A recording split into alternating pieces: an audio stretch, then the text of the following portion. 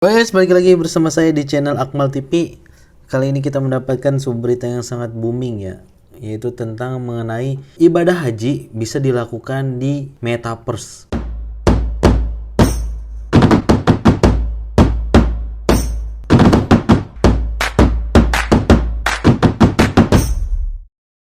Bagi kalian yang tidak tahu apa itu Metaverse, ya bisa kalian searching ya.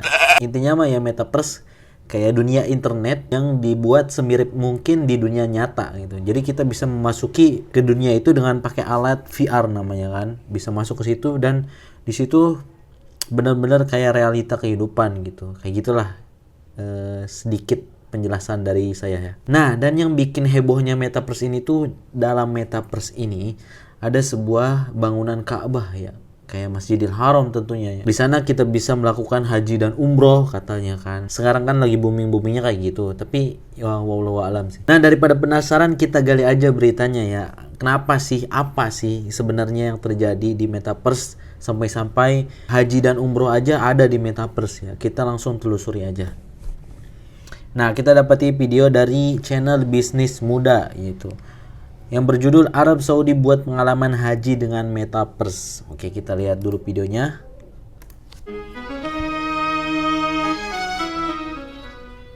Teknologi yang semakin canggih memudahkan kita untuk melakukan banyak hal ya BMers.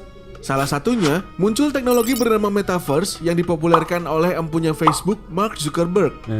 Metaverse sendiri merupakan kombinasi antara dua kata nih BMers, yaitu meta yang berarti melampaui dan universe yang artinya adalah semesta.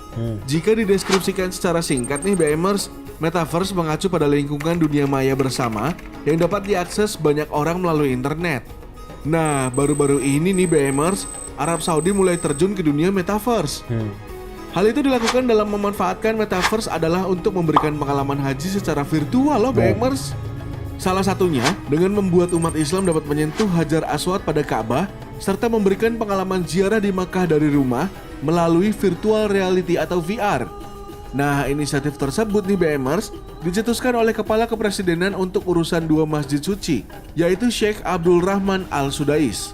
Kami memiliki situs keagamaan dan sejarah yang hebat yang harus kami digitalkan dan komunikasikan kepada semua orang melalui sarana teknologi terbaru, ujar Sheikh Abdul Rahman Al-Sudais, Kepala Kepresidenan untuk urusan dua masjid suci. Pengalaman yang dilakukan secara virtual juga harus dapat mensimulasikan seperti aslinya nih BMers, mulai dari indera penglihatan, pendengaran, sentuhan, bahkan juga penciuman loh BMers. Wah, sampai segitu detailnya ya. Pembuatan Metaverse yang dilakukan pemerintah Arab Saudi ini bertujuan untuk membuat kota pintar melalui virtual reality atau VR. Eits, ternyata Metaverse gak cuma bisa memberikan pengalaman haji juga loh BMers. Tapi di Metaverse juga udah ada pihak yang membeli tanah dengan harga miliaran rupiah. Waduh, kok bisa ya BMers?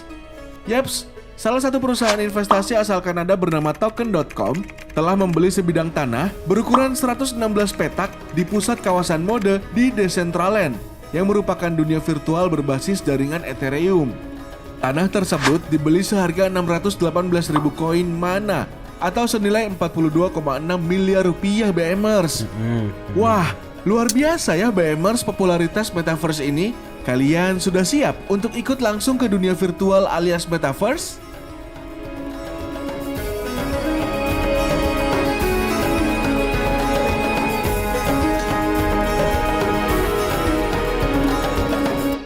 Yang saya ingat dari video ini hanyalah haji virtual. Yang kalau menurut saya ini benar-benar tidak termasuk suatu ibadah ya. Jadi walaupun kita niatnya haji gitu, tapi hajinya haji virtual ya gak bakalan masuk pahalanya ya. Pahalanya gak bakalan masuk.